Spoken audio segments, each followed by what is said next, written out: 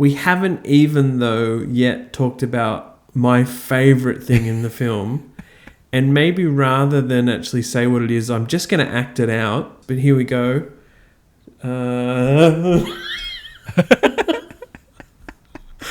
How was that? Will I win an Oscar for that performance, Hugo? Welcome to the VFX Notes podcast. Today's episode is sponsored by Action VFX and ftrack. Black Friday VFX deals are just around the corner, and actionvfx.com's highest quality assets will be over 50% off for 3 days only. Starting November 22nd, you can get 55% off all VFX elements and double the monthly credits on annual subscription plans. Check out the link in the description for a sneak peek of the sale and to sign up for a reminder. ftrack is an Academy Award-winning company specialized in project management, production tracking, and the creation of media review platforms for the creative industry. ftrack has recently released 2 new versions of its media review software. Check out ftrack Review for the new interface and even more accessible reviews. You can also try cineSync 5, the brand new version of cineSync, built from the ground up for the most secure, high-quality review sessions out there. You can try both products for free via the link on the description below. And now on to the show.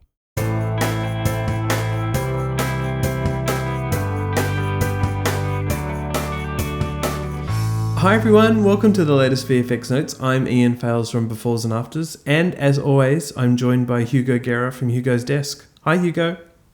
Hey Ian, how you doing? Is that like a poster there on the... I think I see something there that looks like a bus flying. Is that right? Yes, I've promised people watching this podcast for many months that I would put some speed stuff up. Over the weekend, a friend of mine gave me this magnetic poster, which is more like an art, like a fan art thing. But I really liked it. Like, I thought it was cool, so I put it straight up. Even though I've been collecting memorabilia for 30 years, I put one of the newest things up that I've received. Oh, well. Well, but eventually there will be more, right? Eventually there will be more. Yes, I'm sure. Eventually there will be more. You know, got to get that approved. Oh, it's great to see you, Ian. It's great to see you, and it's great to be back. Great to be back. Unfortunately, we're not talking about speed today. We're talking about Jordan Peele's Nope, a film that I'm sure Hugo and I will both reveal that we both love. Before we start, we always want to say thank you to our sponsors, to our subscribers, to people watching. We really appreciate it, Hugo, and also to our Patreon supporters as well. Yeah, absolutely. Can't thank everyone enough for supporting the channel and supporting the podcast like this, both our sponsors and the Patreons. And the cool thing about the Patreons is as we said a few times, you get the episodes early. You know, you get to watch it, like to hear it earlier. You can make some comments as well, and you can also reach out to us as well if you have any questions or anything through Patreon as well. So that's a little special treat we have for our supporters. And also don't forget that your name is on the credit on the video. So if you're watching this on YouTube, all the Patreon's names will be at the end of the video as producers of the video. Yeah. I get a few people tell me, Hugo, that they listen to the audio version that they receive early on Patreon, and then they watch it all again when it's on the YouTube version, which I think is really nice of them. Thank you. That's awesome. We don't mean to inflict that pain on you, but thanks very much. Oh, that's awesome. I'm really happy to hear that. That's amazing. Yeah, so cool. Well, let's jump into Nope, Hugo. This is, of course, Jordan Peele's amazing film that I am not going to call a horror film, but I reckon we'll go there in terms of whether it is a horror film or not. Yeah. Hugo, what's your reaction to this film? You've seen it twice, right? I have. I couldn't help myself. So no, I watched it. I'm gonna brag for that. I watched it on IMAX for the first time, which is stunning on IMAX, I must say. It always is when you film something in actual real IMAX. It always looks different, just the same way that Dunkirk looked different from the other digital IMAXs. So this is actual film IMAX, and Looks absolutely brilliant. Watched it the second time in regular digital 4K projection. Not as good. Tell you that. It's not as bright and like you can see it a bit not as well. And also it's like 16:9 instead of being the larger crop. So not the same experience really. I really felt a difference this time. I don't usually get this difference. But it was a huge difference watching it on IMAX. So if you have the opportunity to watch this on IMAX, I really would tell anyone to go and see it. And even if you watched it already, go and see it again because it's very different. But yeah, I really, I'll be very honest, I didn't like the film I wasn't as in love with the film the first time I saw it. So the first time I saw it, I was a bit like, I was like, So, but it kind of sinked in. I started thinking about the film more and more and more, and I kind of like started liking it more and more. Then I went to see it the second time, and I absolutely was floored the second time I saw it. And I think this film really, really grown on me, and now I think it's one of my favorite films of the year, together with Top Gun and RRR. I need to say RRR in every episode. Sorry. You're contractually obligated to say RRR every episode. I wonder, Hugo, just jumping in, is that because that Nope is hard to pin down? Like if someone asks me what is it about, I mean, I almost don't want to tell them, partly for spoilers and partly because it's kind of deliberately shady in a good way, right? I mean, I could say right now, it's about Hollywood, it's about spectacle, it's about racism, it's kind of like all of those things. It's about loss and history and family. But even the marketing materials for this film, especially the trailers, literally give nothing away. And I don't just mean the alien entity, but literally don't reveal what actually this is about. And that often has a weird impact with going into a film, as in people don't even go and see it because they don't know what it's about. But also, for me, it meant that the whole thing was a big surprise.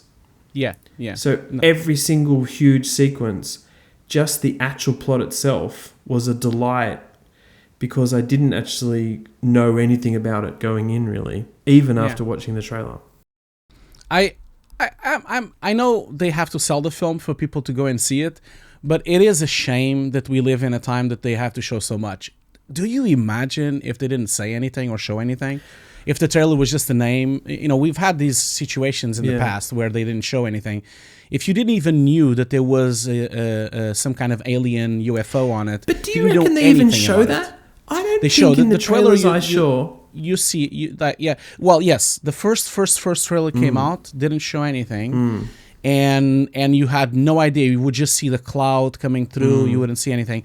But then the second, the third, and the fourth trailer showed too much, and I felt like that was a shame for me. Like I felt that it was a shame that they didn't maintain the secrecy. I wish they just left it the first, I guess Universal Picture probably thought it was going to be too hard to sell the film if they didn't at least said something. And it could have been the same issue, which I think happened with Last Night in Soho, which the trailer didn't show anything, and I think no one went to see it, because no one really knew what it was. So I think there's like a thin line there. I regret watching all those trailers because I wish that I would have been surprised on the cinema, and so I wasn't that surprised. But still, the ending and the twist is not on the trailer, of course. So that's, you're right. Like, it's completely different. When you watch it, it's such a different experience. It's funny that you're saying you can't pin it down. I'm going to quote Wikipedia here of what they describe the film, what it is. Sure, it's really short. It's a neo-Western sci-fi horror film. Right. See, it is, but it's not, is it? Like, it's not. I actually don't think of it as a horror film, even though I was scared a lot of the time watching it. Sci-fi, I mean, sure, it's got the alien entity. But it's Western, not. It has horses. I guess they're just putting everything in one go. I do contest the thing with your horror. I actually think it's a horror film because It's really scary the moment when they're all inside the belly of the beast, of this beast, and they're screaming, and then you hear the screams going around, and you see all the blood going through the house. These are some spectacular scenes, and also some really horrible scenes of blood and muscles and pieces. And so Gordy, this is like Gordy the chimp is horrific. Exactly. But So it's disturbing. Maybe Yeah. not horror. Yeah. That's the word. That's you nailed it. It's disturbing, and it's very realistic. It's almost like I imagine if there was an alien like this would have been what would have happened. So it's like it becomes really real if you think about it, and you start to think about that.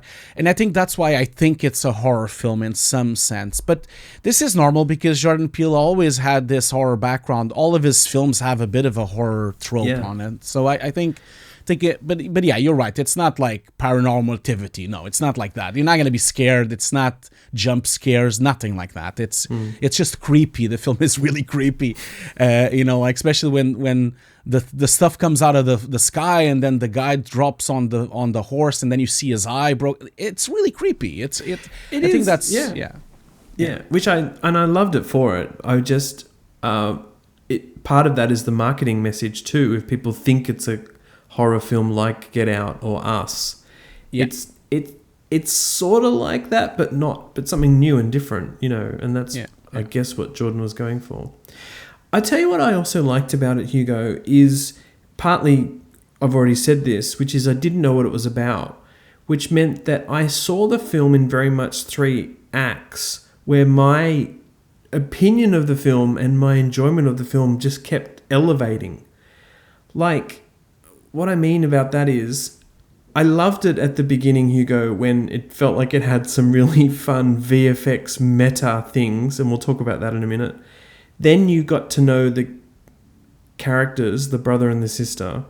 Then you got to know these other people, and then the alien entity comes in. So I really enjoyed having like totally different experiences in each act, especially with that upfront visual effects thing. I think that really hooked me, and I don't know if you felt like that when you were watching it.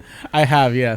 I did as well. I think it was awesome. The orange trackers on the horse, and then the HDR sphere, and it's amazing, which is such a plot device as well. I've never seen an HDR sphere being a plot device where he actually makes an HDR sphere later on the house so that you can have it. So it's awesome that the HDR sphere became part of. I'm assuming Jordan Peele probably saw it on set on one of his films, and he thought it would have been a cool thing to use in some film. So all those things, which I'm gonna call it, like I don't want any hate for this, but I'm gonna call it as I think it is, which I think this is all Oscar bait. I feel a bit like that. I'm not saying it was in purpose, but it serves it so well. It serves it so well to have the HDRs and the visual effects, and also this kind of fight between physical and digital, because the horse didn't do what they wanted, and then they brought in the CG horse. They brought in this green screen horse in, and he lost the job, and then digital is replacing it. All this undertone in the background story about this old, her father and their father, which is this old, very famous stunt man with this horse ranch, and they probably did some of the best films ever, and it's like a traditional family thing, and now it's almost gonna end now because digital is replacing it. This entire conversation, it's amazing. I love it that it's on the film, and of course it's going to be like butter for the Oscar. Like it's gonna be like, because it's this conversation about the digital and the physical and we love stunts, and it's just beautiful. It's gonna they didn't do it in purpose, but it just works really well for the kind of voter the Oscars is. I know. So. And look, the cynic in me says that some of these films which are more inward looking at Hollywood, they call it navel gazing, right?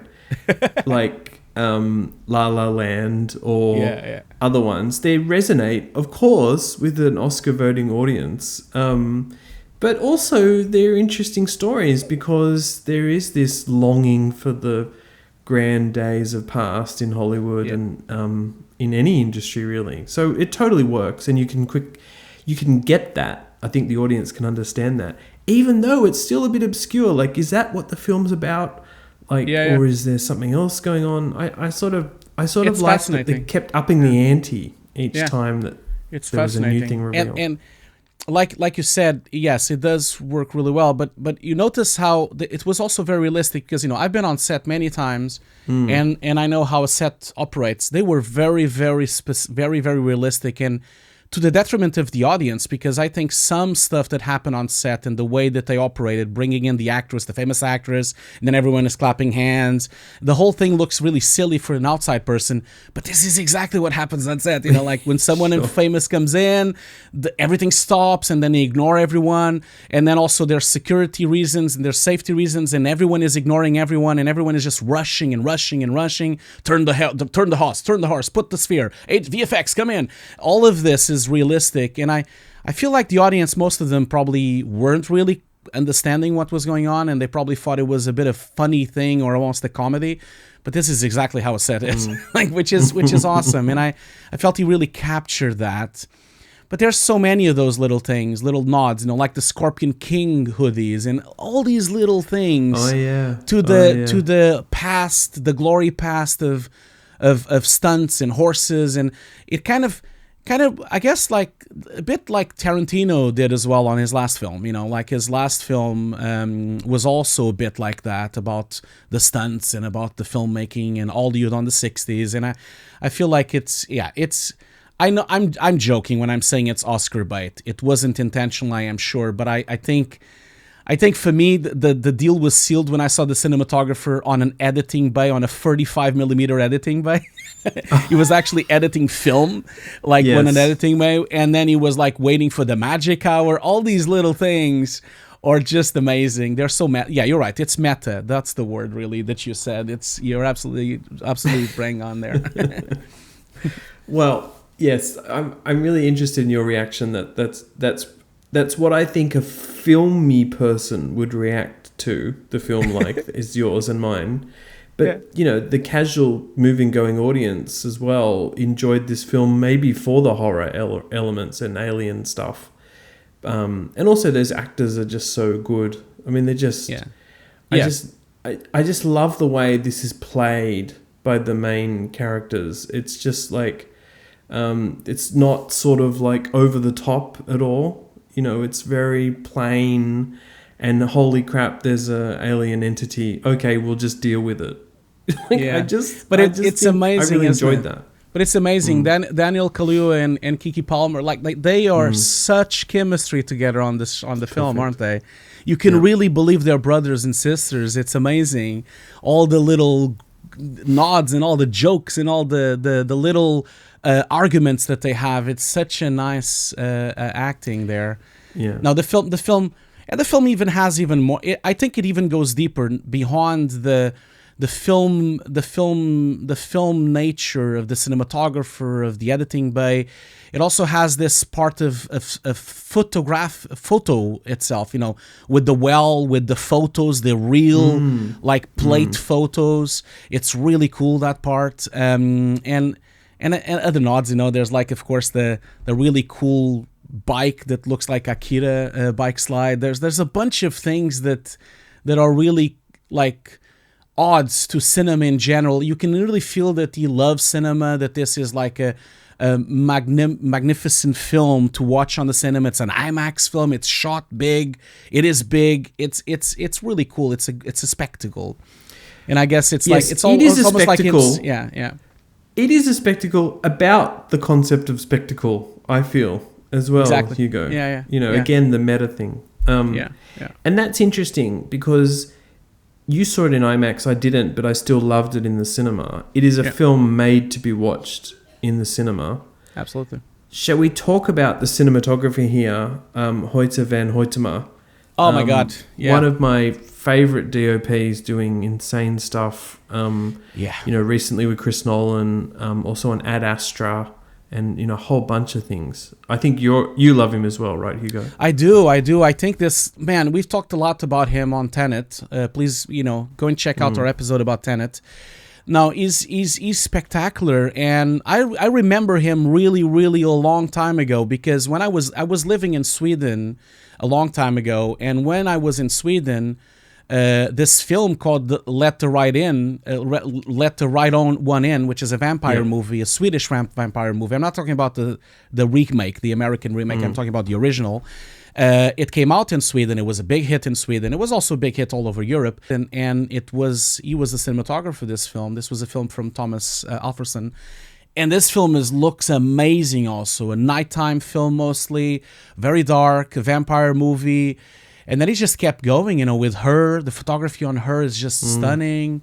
Interstellar looks beautiful as well. Spectre as well. Dunkirk. It just kept going. And you can really... And now he's doing Oppenheimer as well, which I can't wait to see.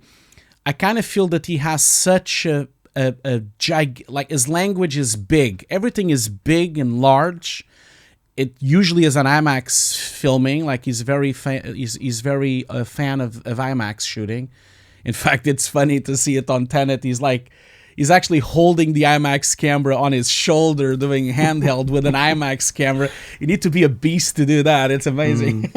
No, but I feel like his language is just perfect for this film. Trying to capture the impossible. That's the whole trope of the film. We try to capture the impossible. Even the DOP says that on the film itself, the DOP that is played on the film. And they're trying to capture the impossible. They're trying to capture this nighttime kind of like, when you're outside and if you wait like 10, 15 minutes, you start to see something when you're in the middle of a forest, or if you're in the middle of the beach, or if you're just somewhere with no city lights, and if you wait a couple of minutes, you start to see it more. And he managed to capture this. It's insane. I've never seen it captured like this. It does look like it's actually shot at nighttime. Yeah. It's an achievement. And of course, what Hugo's referring to is the day for night aspect of this film, where nighttime scenes were actually shot during the day. Now, Hugo, that is a thing that happens in films. Yeah. Partly, and it's for lots of reasons. One is so you don't have to have the crew working at night times into like 5 a.m., that sort of thing. It's so that you can film things practically without having to light it up. But in the past, I think there's always been this thing, maybe especially amongst professionals and professional film watchers, where they can identify that a film or a sequence in a film is shot day for night, right? There's always maybe something slightly wrong with the highlights, or it looks a bit color treated too much. Do you know what I mean? I feel like you can tell sometimes. We do that all the time in visual effects. We are always asked to transform images day to night, and it's always a problem because the shadows become a problem. They're too sharp for the shot, and then you can't really believe the moon was there. Then also the contrast ratio goes down, and also like the dynamic range sometimes doesn't hold up if you shot it on a not so good camera, So there's all sorts of issues that make it look fake, and I feel like they've achieved the correct look for nighttime to a point that, I'll be very honest, when I saw the film the first time, I didn't know anything about how it was shot. Because at the time there was no articles. And I looked at the film and I remembered, came to mind the same feeling I had with Michael Mann's Collateral. When I saw that film, which was shot on digital, almost one of the first films in digital, and it had such a special look because the sensors were so sensitive, so he could capture LA with no artificial light. And the whole film is almost no artificial light. And so I thought to myself, wow, the sensors are getting really good. I felt like, wow, they can actually shoot it at nighttime. This is insane. I wonder how much ISO they had. Did they denoise the film? I was like thinking to myself, what camera? Did they use I need to find out. Was it a new sensor? And I was like blown away. Wow, this is amazing. But then, of course, no. There's no sensor in the world that can really do this. Not on this way. It's effectively not possible yet. And also, even if it was with the better sensor, then you would have to drop the f-stop of the lens really down, and then you would have everything defocused. Nothing would be sharp. And this is exactly the opposite. Everything is sharp, and which is very difficult to shoot at night because you tend to want to open the f-stop all the way to capture more light. And then, of course, shallow depth of field becomes a problem. So So yeah, it's very special, and I should have known better. He fooled me, That's the cool thing. They fooled me. Yeah, I had an inkling. You're right. I didn't know that it was such an extensive day for night shoot for these nighttime sequences, but I had an inkling because I'd previously written a story about the film Ad Astra that Hoyte was the DOP on. Yeah. And I only wrote about mostly the amazing moon pirate buggy sequence, which there really should be a whole film of, in my opinion. Moon pirates, that would be really cool. It's best part of the film. Yeah, it's a really nice part of the film. But to shoot that sequence, and we won't go into too much detail, what Hoyte did there was rely on an infrared sensor, knowing that the moon was really shades of grey, and skies were going to be replaced essentially with star fields. The shooting that with an infrared sensor enabled that sand shoot that they did to look like moon surface. Yeah. And there's a huge visual effects side of that, as there is with Nope. But Hugo, do you want to run through what the evolution of that was for Nope in terms of the, dual rig that they actually shot these day for night scenes on? Man, this is so smart. Like, it is really smart. They went over and rehabilitated these 3D rigs. Usually the 3D rig with a mirror that you can have two cameras. Tends to be that these rigs are supposed for you to have a disparity between the eyes, and so you have the two cameras, but they're slightly off so that you can have the correct disparity for three-dimensionality for the 3D rig, for it to look like it's in 3D. But what they did here was really cool. They rearranged the alignment of these mirrors so that it would match. Obviously, it was very difficult because the sensor was like one of them was 5% bigger than the other one. So in terms of sensors, I know that film doesn't have a sensor, but this was 65mm Panavision, and then of course the Alexa 65, but the sensors are not exactly the same size. So there was a little bit of a crop on the top and the bottom, and the alignment would have to be a bit more carefully. I'm not entirely sure, even reading your article, I'm not entirely sure if they've managed to completely align it on camera or if they had to do some tweaking later on. I imagine that maybe on some shots they had to. Of course, I'm talking out of my beep, I'm not sure until I talk with someone about this. But in my view, you could align it again using the same tools of 3D. Like there's all these plugins called Ocula and Nuke that you can kind of realign footage and realign 3D. I'm assuming that could be possible to tweak this, but maybe they've managed to align it. But it was really cool because they had the rig. Then they could put the Panavision 65 filming the colored version of the film. And this was filmed at 12 o'clock in the afternoon, like pure daytime sun. Yeah.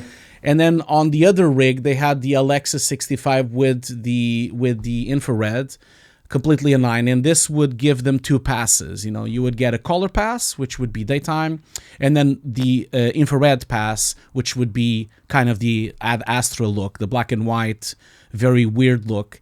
Not to mention, you need to use visual effects to replace the eyes and replace the mouths. There are certain parts of the face that look very strange in infrared, especially the eyes. They pop a lot, and so they had to fix those things. So there's a lot of visual effects trickery here to fix this, but it's amazing. And I think if he's not going to win, he's going to definitely be nominated for an Oscar for cinematography. Oh yeah. This is very innovative work, very innovative, and it comes down to a lot of companies are experimenting dual filming, especially with the advent of trying to capture depth passes live on camera. There's been always a lot of camera manufacturers trying to build this. They've built it by hand, of course, but this really opens up the gate to maybe someday having a system which is built in like this, which has the two cameras already built in as a single modular part. And it's really smart. I thought it was super creative, really achieved the results, and it's very innovative. I'm not sure I've ever heard of such a thing, of this kind of technique. I don't think so. I think it's new. Yeah, and of course the big thing is that if you didn't know that they did it, you wouldn't have known. No. And that's what I think is amazing. Yeah. The other thing is that it did, by doing this, and I don't know the actual artistic or technical reason why it totally avoided this, but it didn't look like those classic blue movie night sequences that are shot day for night. And that's what they were trying to avoid, and I think they did it. You mentioned the article. Just to give people a heads up, I was really lucky to talk to the visual effects supervisor of Nope, who is Guillaume Richeron, from MPC, and MPC was the house on this. And, they did do a lot of visual effects work just for the day for night shots, plus a whole bunch of other stuff we'll talk about in a minute. But definitely a big shout out to the VFX team for working on this. And clearly there's some awesome color grading and, grading going on to make it happen too. But I really amazing stuff. Yeah, I really oversimplified it. You should go and read the article for sure, and because there's other things involved. There's the shutter synchronization. There's all sorts of timing things that I had to do in color. So between merging the two plates, so I'm really oversimplifying. You need to go and read it more, and I'm sure. Can't wait to see if American Cinematographer maybe have an article about it. Maybe they already have, but I need to go and check it out. But it's amazing work, and I hope that more experimentation like this happens, because this really opens up the gate for you to film anything at nighttime. It could really work, especially for horror films, if you think about it, especially for that. It could be awesome to actually go to the woods and actually film it like it is, exactly like it is. Must be very scary, though. But, Yes, I totally agree. Let's jump to another visual effects thing, Hugo, and I guess we may as well head to the alien entity, which becomes known as Jean Jacket. Oh my gosh, I this is part of not seeing any of this stuff in the trailer. To me, I just love the way they dealt with this as a plot thing, but as a visual effect. And I think the comparison's been made by someone else. But basically, Jean Jacket is Jaws, right?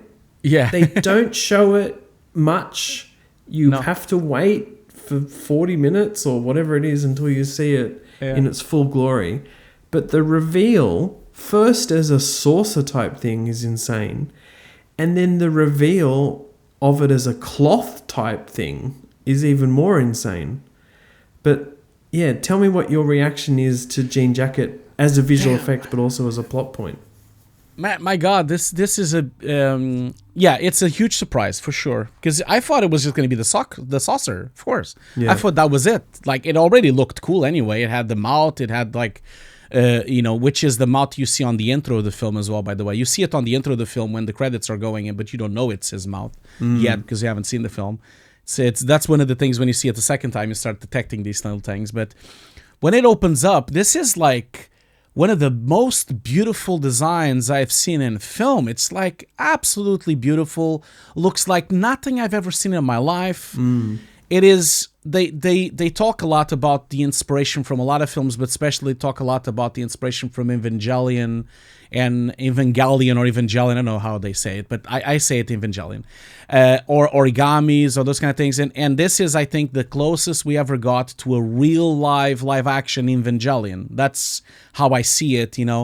I think that, and it's also it's hypnotizing, the whole thing with the cloth going up and the squares, and it's almost sensual. It's just outstanding. And also, we stay on it for such a long time. At the end, we really get the glory of it. We're shooting it on IMAX on wide angles. It's just beautiful. I think they deserve a lot of praise for the design of it. It's beautiful. It's one of the most scary and beautiful things I've ever seen.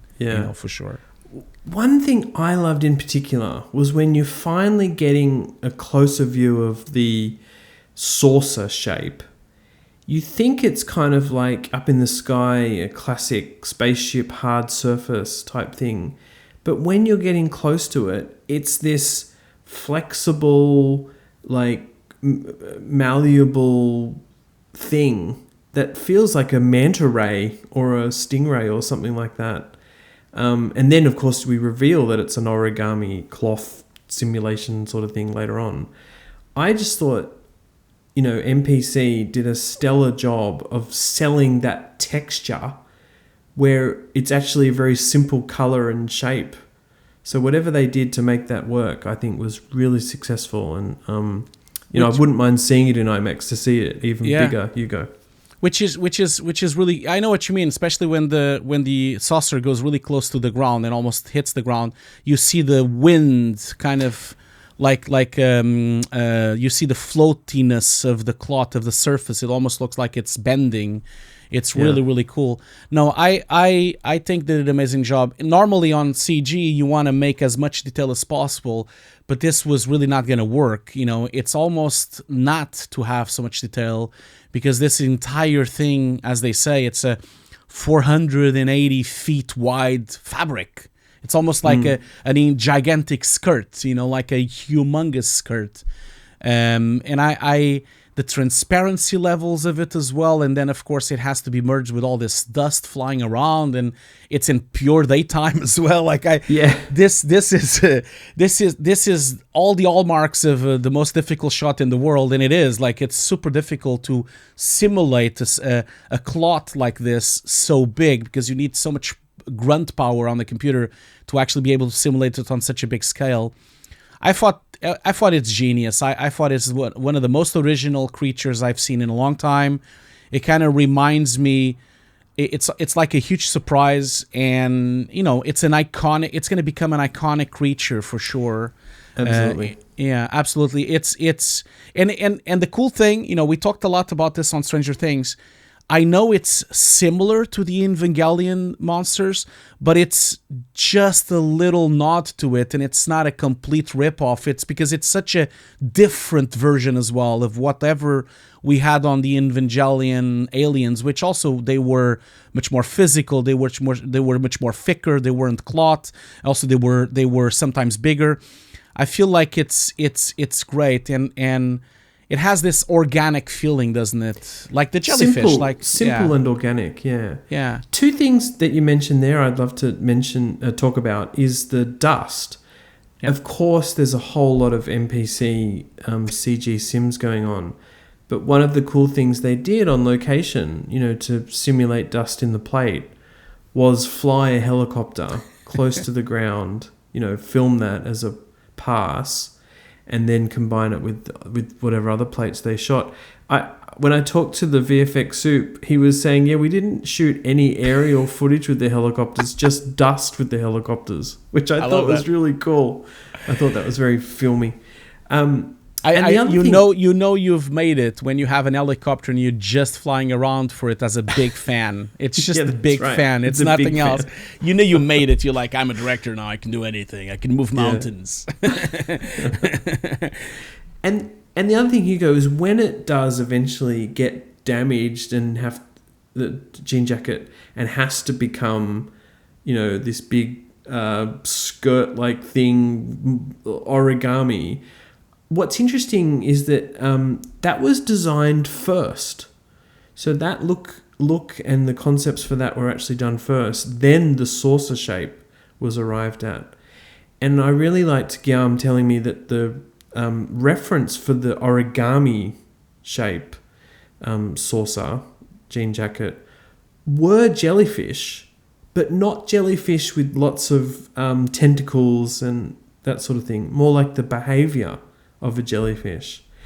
And one of the things Guillaume mentioned was that there's this jellyfish lab at Celtx that they, talked to one of the leads about. And I really got lost in watching the YouTube clip of these jellyfish. I'm sure you might be able to include that in the video. But, I actually, it's actually one of the things I love about visual effects is that you're always generally aiming not necessarily for photorealism, but for groundedness, right? Yep. They're trying to ground it in something so that audiences can relate to it. And visual effects artists, they do spend a lot of time on YouTube now, of course, looking at reference and, getting to a place that the director wants to get to, but that also is going to help, resonate with the audiences. And the jellyfish thing is a classic example, right? Because we know what that looks like and we know how it feels. Yeah, and it's fascinating. I forgive me if I'm wrong, but they ended up contacting Caltech and Harvard as well. They actually talked with them, didn't they? Oh, yeah. Not just watch the video. They ended up like actually having consulting with them, which is amazing. Like thinking that on the video you see that there's like an expert in fluid dynamics of jellyfishes, and we're like, okay, that's niche. That's great. Now this is the exact correct approach. You know, they are thinking, as a visual effects artist, you're always thinking, okay, could this exist? If it could exist, how does it exist? Let's look for that. And so how can we get a cloth to behave like this and move around through the wind with no muscle system? And it's ingenious that they kind of got to a point to find these Caltech engineers actually building synthetic jellyfishes on the laboratory, using cells from rats. It's insane. They're re-engineering rat cells to make jellyfish alive in a lab. It's not even an organic creature. It's literally an engineer that made it. It's really fascinating. You should go and watch the video. I'll put a few clips while we're talking. But this proves that maybe in the future we will be able to have cloth that could move and reshape and go back. We already have a few of those things. We saw that on Batman as well from Christopher Nolan, where they were researching cloth that could hold its weight with electrical currents, and then without the electrical currents it would drop. Those kind of things already kind of exist as well. But it is fascinating to see the avenues that visual effects goes through to try to prove that something could work, and it does. It like you said, it's exactly like you said. It makes it groundness, it makes it realistic, and it stops being a suspense of disbelief because it becomes something, maybe not now, but maybe in 10, 20 years it would be possible. And I feel like that's really a testament for how cinema really operates in that way, because the film, of course, will be out. It will be on, like, you know, in the future, in 2050, the film will still be a classic. It will still be a film, and maybe by then this will exist already. And it's fascinating. I loved it as well. I was really geeked out by it, but I thought it was really cool. And of course, I didn't understand, like you, didn't understand anything they were talking about. But, you know, I feels like you understand it, but you don't. It's like they put rats in cells and this. Oh, what? It is amazing. I love it. Well, of course, Jean Jacket is seen flying through the sky and in between clouds and behind mountains, Hugo, for a fair bit of the film. Another thing I learned by talking to MPC was that the skies in the film were basically 100% replaced. And that was, of course, so that they could art direct the right kind of cloud formations and the kind of places the spaceship, I shouldn't say that, the alien entity could hide. But that was kind of amazing to think that, you know, like in any other film, that would be a huge visual effects component just on its own. And it is huge here. But it's kind of like another example almost of an invisible amount of visual effects for this film, Hugo. Yeah. And it makes sense, completely makes sense, because watching this on the cinema, it's beautiful. It's like the cloud formation are absolutely beautiful. I know they're very art directed, but they never feel artificial. They feel like we've all been on places where the clouds look like this. You know, we've been on these magic moments, magic hour moments on the middle of a forest or on a beach or somewhere, and we've seen it and we're like, oh my God, if I would have taken this photo, no one would believe that this exists. You know, and we've all seen it on nature. But the reason they art directed also makes it so, it's a really difficult approach, because you have to, most of the plates, when you look at the behind the scenes, they're all blue skies. There's nothing there. So it becomes difficult to track, of course. That's one difficult part of it. But I think they had to art direct, because the sky has such a pivotal moment on the plot.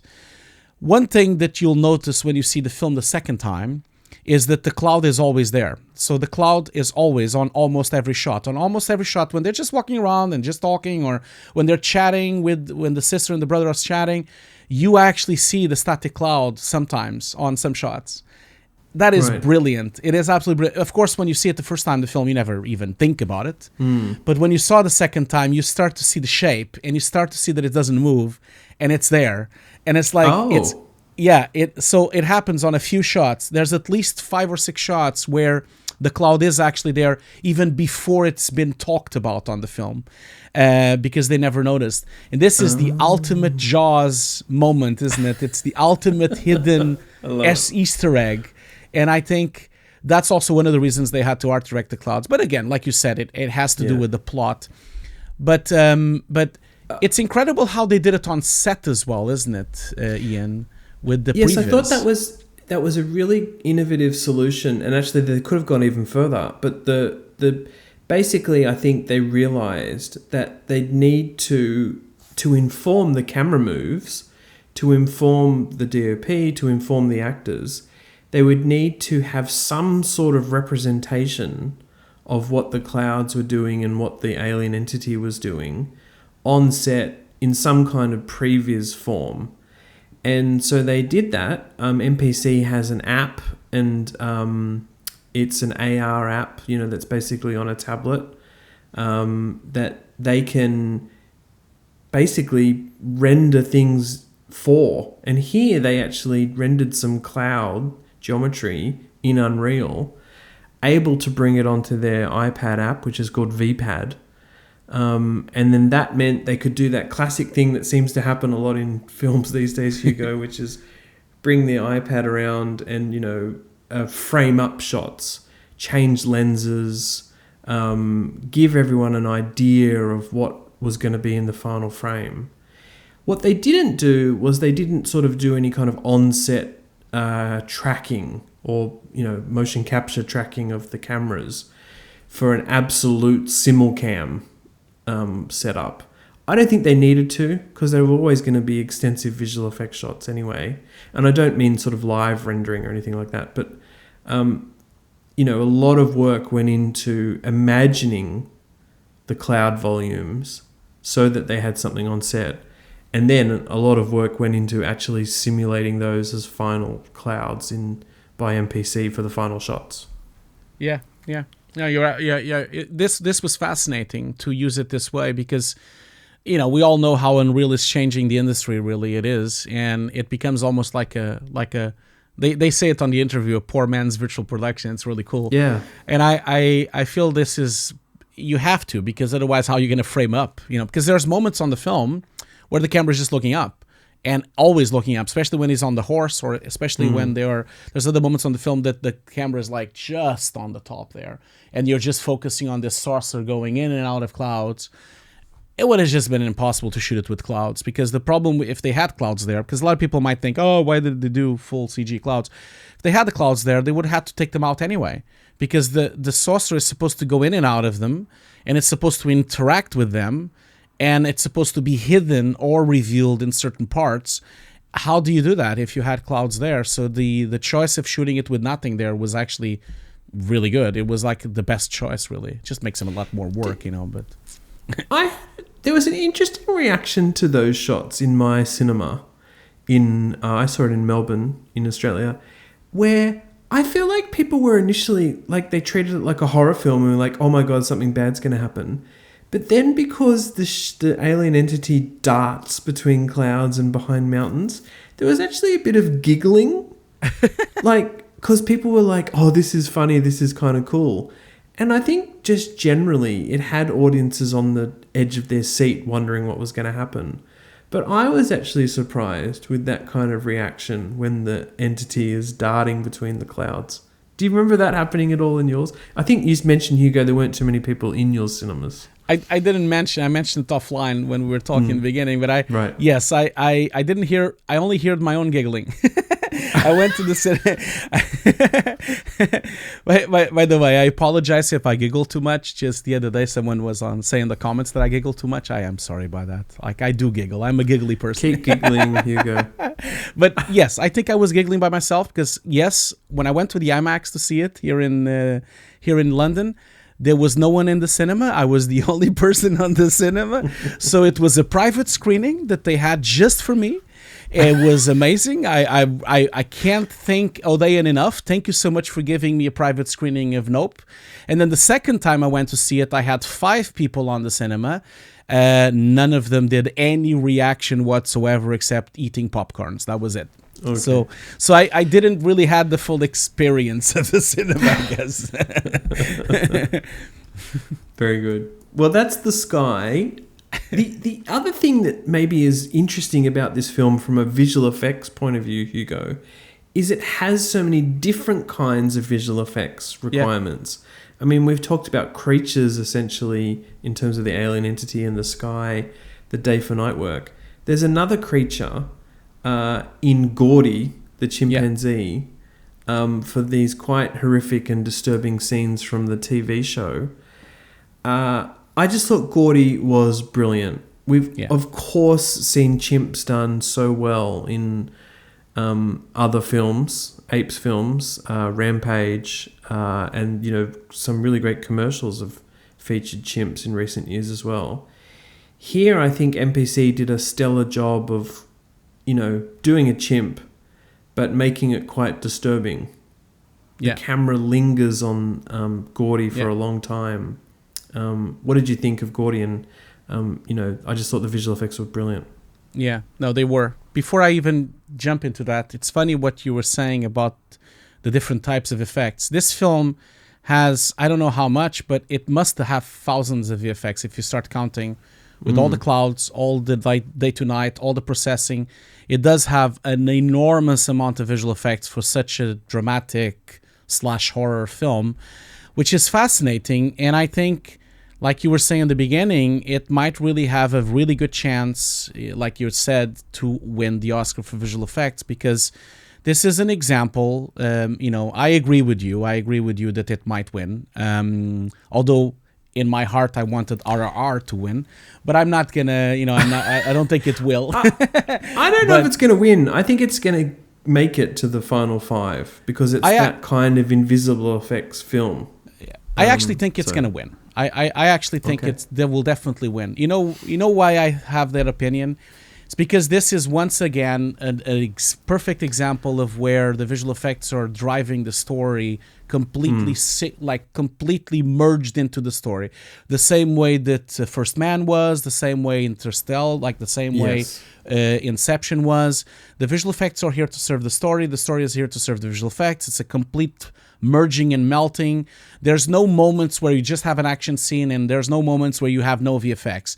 The VFX are the vehicle of this film, in and out, even with the meta stuff of VFX as well. So I think this film has a big shot. And I think the reason why it's so fascinating is because whenever you have these directors, which are not necessarily the typical visual of the directors that work with VFX, you're like, it's not the typical director that works with Marvel or a typical director that works with DC films. It's not like, I'm not saying it's bad. It's not like Jack Snyder, like Snyder, which only does VFX films. It's not that kind of director. This director is a much more dramatic director. And I feel like whenever these directors start to venture into visual effects, they do it on such a different way. And Gordy is the perfect example of that. The way we are introduced to this entire sequence and the way that we stay on it for so long. And there's all sorts of factors, that make it even more disturbing and more amazing in one way, which is the fact that you have this kind of fabric in front and you cannot hardly see it, and it's kind of behind it, and he's hitting the woman, but he's behind a sofa. All these little things that come from a mind of a director that is really staging an acting scene for a horror sequence. And he's not caring if the VFX can be seen or not. He's not caring of anything. He's just staging it exactly for the plot and for the story. And I think that's why it's so brilliant. I think this happens throughout the entire film. Nothing is gratuitous in this film. Nothing. And I know I'm not pronouncing the word correctly, sorry. But nothing is given. Nothing is done just for the sheer shock factor or for the VFX factor. Oh, we're going to do a big VFX shot. No, nothing is like that here. They hide the VFX. They put drapes on front. They put sofas in front. Sometimes we hardly see it. The UFO only shows up a little bit. It's brilliant. It's absolutely brilliant, and this is really how I would love for most films to operate, where visual effects are just a tool on their disposal, and it's completely merged with the story. And you're right, Gordy's is fascinating. It's the first thing you see in the film, then you go back to it twice again, and it's just an amazing, one of the best intros I've seen in a long time. It's fascinating. Yeah. I mentioned MPC being behind that work. Of course, there was a Onset, half of this, which is Terry Notary, a very well-known performance actor who's done a lot of ape and chimp work before, is there on set performing Gordy. Now, what they did that was interesting here, Hugo, was that they realized that Gordy is a chimp,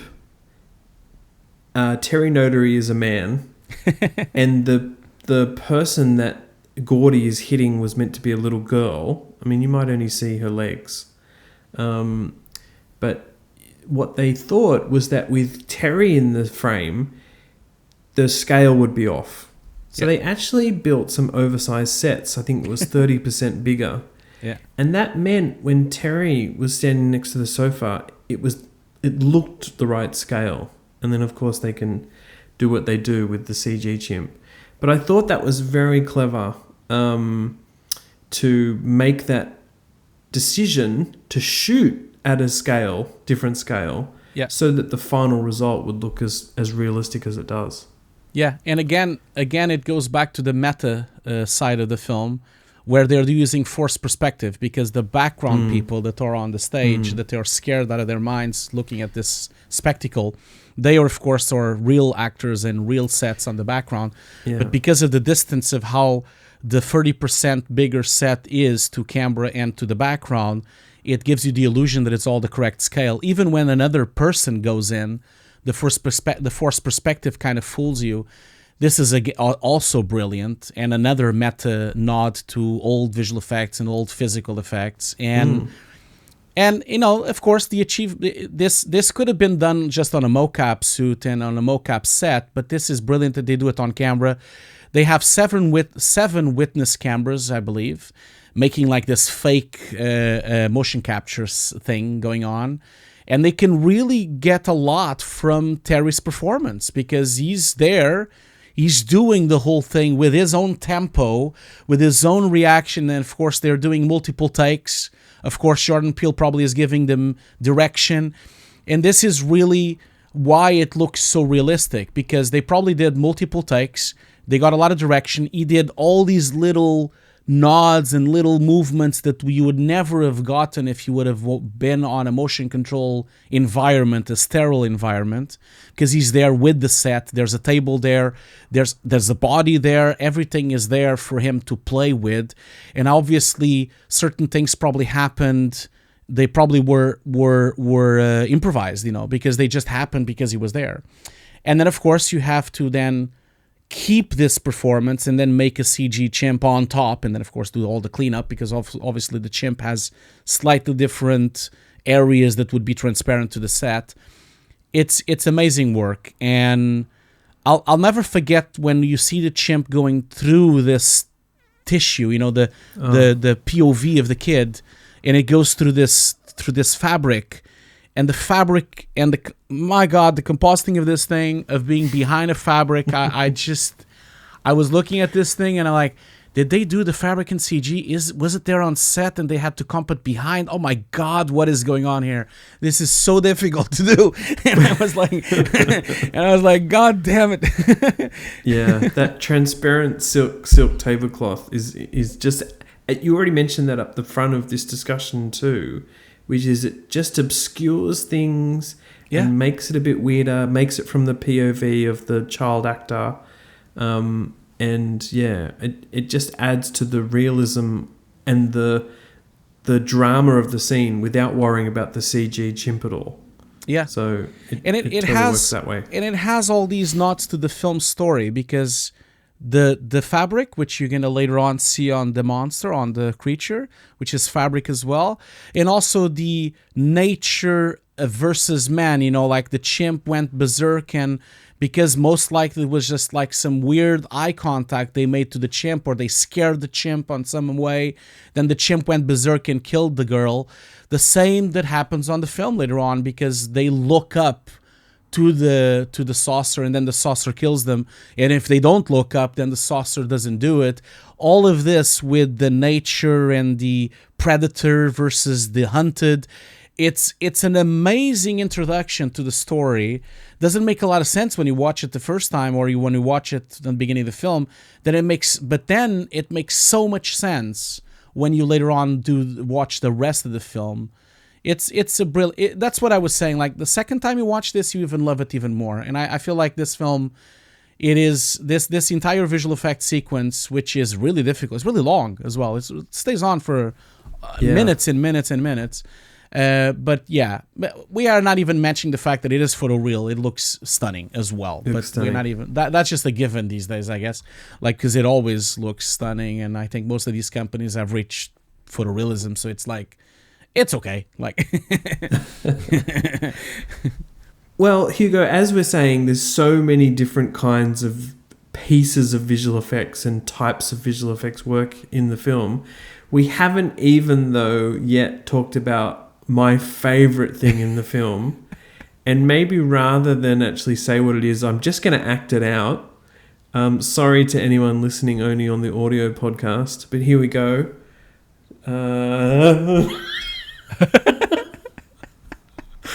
How was that? Will I win an Oscar for that performance, Hugo? Whenever I see that inflatable thing, I always think about this meme on Family Guy, which is like a commercial to sell cars, like inflatable balloons. It just keeps moving around. I just always think about Family Guy when I see these guys. Yes. No, but it's really cool, isn't it? It's so funny as well. It's like, oh my God, this is almost like comedy territory now on the film. It's very clever. People have a real affinity for inflatable tube men. I think just in the community, for some reason, people like doing what I just did, for example, and they think it's kind of magic how those things just work with a blower fan underneath them. Of course, in the film, because they're wired up with radio control systems, and the alien entity kind of, when it's hovering over something, the magnetic field causes electrical things to go out. It's their way of working out where the alien entity is. But I just love some of those wide shots of the tube men coming on and off. And my final question to Guillaume at MPC was, hey, are any of those visual effects? And he said not many. Yeah. Which I thought was cool. Yeah. That they actually went and, set up a whole field of these things. I just thought that was super cool. Here's the 5 people that were on the cinema with me the second time. They did giggle a bit on this part. As they giggle on, I think, the best joke of the film. There's a part where the cinematographer is filming it with this massive IMAX camera, cranking away with a crank. And he says, "This is so spectacularly stupid." It's like, it is so funny because he's shooting all these tube men, and it's such a stupid shot. It's such a stupid shot, but it's also so cool. It's very cool. It also didn't seem to afford the film some very surreal imagery, which makes it into the trailers, and people are like, "What is this?" And weirdly contrasting with like horse imagery and other kinds of very iconic things in the film. And I honestly think these inflatable tube men have become this iconic part of our I don't know, Hugo, like driving culture or something that we see every day. Absolutely. There you go. No, the film has a lot of these iconic parts, and also some weird. It makes it weirder as well with this inflatable balloon. I love it. There's a lot more visual effects on this film, but we can't go through it. Like comes to mind also the reflection on the helmet on the TMZ cameraman guy that goes berserk on the bike as well. That is such a weird sequence as well, such a David Lynch sequence almost. Like the film is filled with really iconic parts. Really, it's really cool. And Hugo, what about the blood raining over the house that the alien entity is basically dropping from the bodies that it steals? I mean, that was horror stuff, but super cool. Didn't remember that. You're right. Yeah, there's this entire side of the film which is set design, driven by Scott Fisher and his team as well. They did an amazing job with this blood on the house, and the house was all painted, I'm assuming, and also rain rigs and everything. There's a lot, and also of course the horse landing in the car as well. There's a lot of practical effects as well on that side. We didn't even discuss that. I didn't remember that as well. It is amazing. There's lots of work in the film that we can't get to. No. But I think, Hugo, we've talked about the main things, and I'm going to reiterate that I think this is one of those films that is not, as you mentioned, is not VFX driven, but in fact more invisible effects and the VFX intertwined into the story. But it's the classic kind of film that does tend to make the bake-off list and get into the final five. Absolutely. And I'm, quietly confident that it's one of those, and it should be, because I really thought they knocked it out of the park in terms of that invisible effects work. Yeah, absolutely. I wish the Oscars would do a tie. They can give the Oscar to Nope and to RRR at the same time. I'm joking. Oh, man, I forgot about Top Gun. Damn it. It's impossible. What a year, man. What a year. It's really been a really tricky year. It's like, how do you even do 5 nominees? How? Like, I think this year, impossible almost. And there'll be disappointment, but there probably always is. So yeah. All right, well, let's wrap it up. Hugo, super fun to chat about the film, and also we always want to give a shout out, as we did at the beginning, to our sponsors, our Patreon supporters, people who like and subscribe us on YouTube and different podcast networks. Hugo, it's been a pleasure chatting to you about this. Thank you so much. Thanks so much, Ian. I'll see you all later. Bye. Bye, everyone.